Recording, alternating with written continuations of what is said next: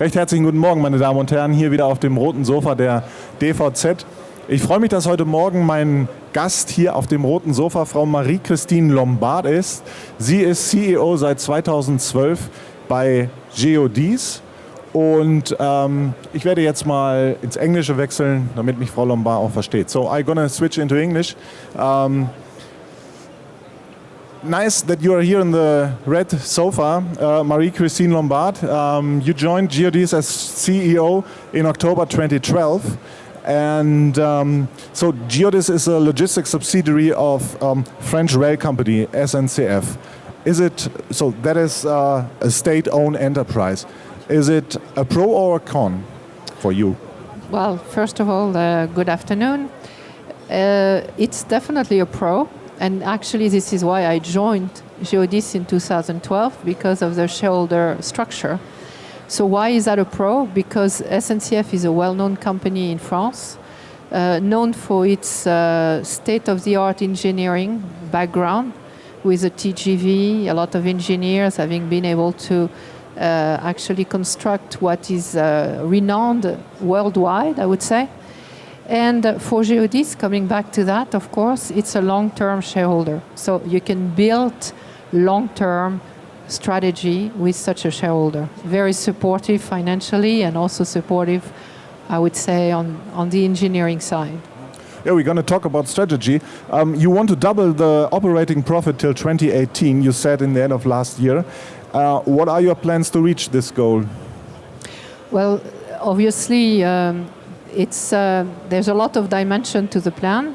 We are involved in 5 different lines of business, so freight forwarding, distribution and express, road transport, contract logistics, and supply chain optimization. So this plan is basically a mix of volume growth, especially on the freight forwarding, contract logistics side of things, because that's where we see the international footprint of Geodis, present in 67 countries and managing 150,000 clients. Mm-hmm. So we see above market growth in these businesses and a mix of revenue quality and volume plus productivity on the cost side, because we have spent a lot of time in the past years to build best-in-class systems for the business that will enforce productivity. So once you grow the volumes, of course, and then you are able to get more productivity thanks to the technology, then you double your operating margin. Of course, it's not as simple as that. There's a lot of work behind, a lot of engagement of the people in the company to do that. You come from France, your headquarters is located there. What role does the German market play? Okay, in France we are a leader by far, and in Germany we are significant, but obviously there's still a lot of growth potential in Germany for us. We actually refer to Germany as a second home market to Geodis. Mm-hmm.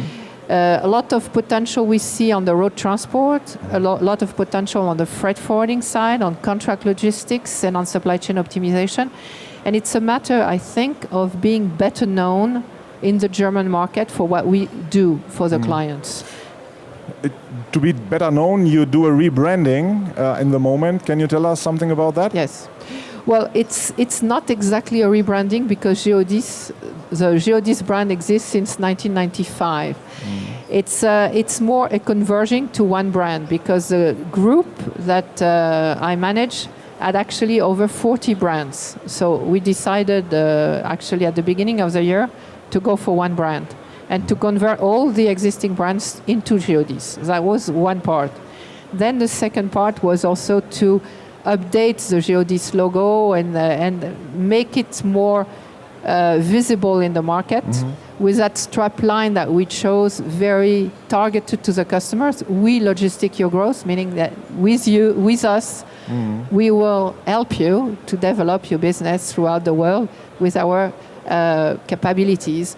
And then, of course, it's about advertising.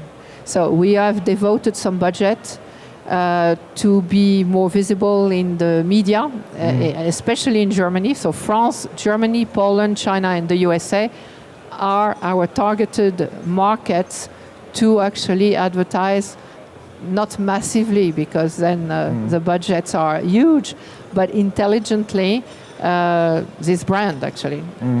Okay, besides branding and advertising and organic growth, you mentioned, do you have any plans concerning major mergers and acquisitions in Europe? Okay, in Europe we believe that we have huge potential to grow organically. However, in the M&A side, we are targeting the USA. We believe that in the USA we are present, of course, and with major customers and major blue chip companies, American blue chip companies. But we believe that we need to further invest in that market. And there are a lot of companies that are coming into the market owned by private equity that are, looking to either IPO those companies or sell it to strategic buyers. So we are indeed very much looking into that market for growth through acquisitions.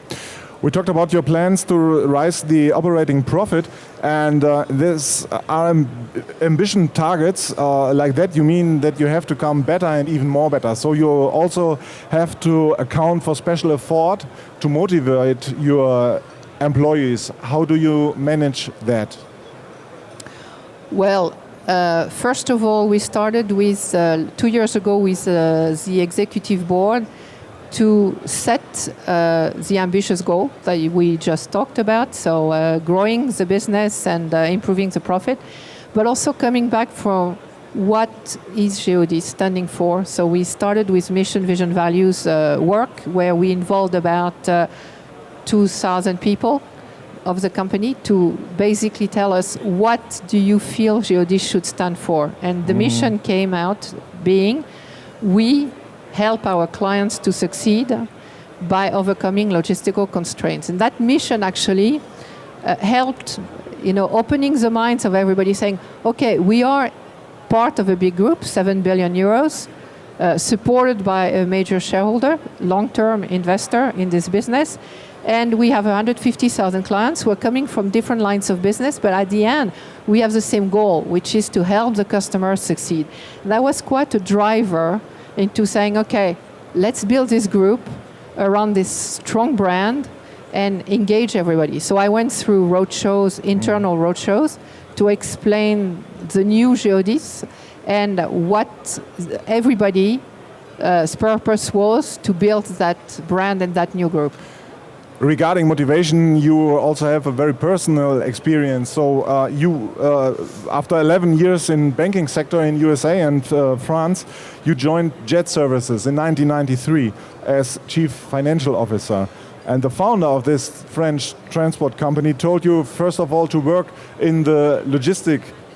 So, for instance, in warehouses and in transport and so on. So, to understand the business better, was it a torture for you, or did you benefit from this experience? Well, it was not a torture. First of all, I have to say, it could seem a little bit strange going from banking to transport, but this was a choice. Yeah. It was a real choice of myself that says, okay, I want to go into that sector because it's dynamic, it's energetic. You are close to the customers, you have to engage people. So that's what attracted me into that sector. And then I indeed met that founder of Jet Services, and I owe him a lot because he did tell me, yes, indeed, you are being hired as a finance director, but you're not going to do finance for at least 6 months. You're going to go into the depots, do pickup and deliveries, take line-haul trucks, take planes to see what is the process behind what we sell. And I have to say, this was a eye-opener for me. Not only a eye-opener to understand the business in great details, but also I saw all the involvement of everybody, to make the customers happy, what the customers are entrusting us with, which is the most valuable thing they have, which is their business. So for me, that was quite an important time, and I have to say, I almost regret it now. Do you do similar things to your employees? Well, yes, we do. We have induction programs. No, we have induction programs in the lines of business where people go in depots to see how the business is being done, that's for sure. And I have to say, the functional people that I hire that are new, therefore, to Geodis, I send them to the field systematically. Okay. Another interesting thing you said is that many people think globalization makes things easier. You are of the opposite opinion. You say globalization makes a lot of things more complicated. What's the reason being for that? Well, it's not just me saying that, it's the customers that I meet very regularly that says, well, globalization has opened huge opportunities, of course, to trade, which is a fact because international trade flows are growing 6% per year. Yeah. So indeed, that's good. That's good for the business. But at the same time, it's very complex to manage this supply chain because many components of the products that our clients are selling are made in different countries, and then you have to organize the flows. So multiplication of flows, and it's not like the world is becoming easier in terms of customs clearance, export controls, and the rest of it. So the customers are telling us, and we agree with that because we see what's happening, that the supply chain has greatly complexified over the past 10 years. Another thing which is important is the demand volatility. And the demand volatility is linked to the economic cycles and the, I would say, volatility of the economies, but also the internet, e-commerce. Yeah. You have 6 billion people on Earth that can order stuff every hours of the day and night, and you never know how much volumes you need to produce, when, where, and therefore the chain is complexifying. So the clients are in need of a logistics company that understand that complexity and actually ease the process for them. That's what we believe in. Okay, maybe digitalization can make things easier. So, and digitalization is really very often discussed here on the fair. Digitalization, disruptive business. How do you handle this in your company? Well, we believe that digitalization is definitely a mega trend. And it's not new for a business involved in distribution because digitalization was already, I would say, starting with the track and trace system. That was a digitalization already there. But nowadays it's all about real time. But track and trace is real time. So you have Not drivers always. with, not always, but we try. And it's definitely becoming that way. So we have in our distribution business, our drivers, and I think most competitors have that also, in-cab system that give the position of the trucks, of the vehicles, the volumes that have been delivered, at what time they have been delivered, at what time they've been received by the receiver, and so on and so forth. So that part of the digitalization, I think, is now a no-brainer. Everybody is coming to that norm, I would say. The new thing, I think, in digitalization is how you are going to handle all the data that we have. Is data the asset of the future?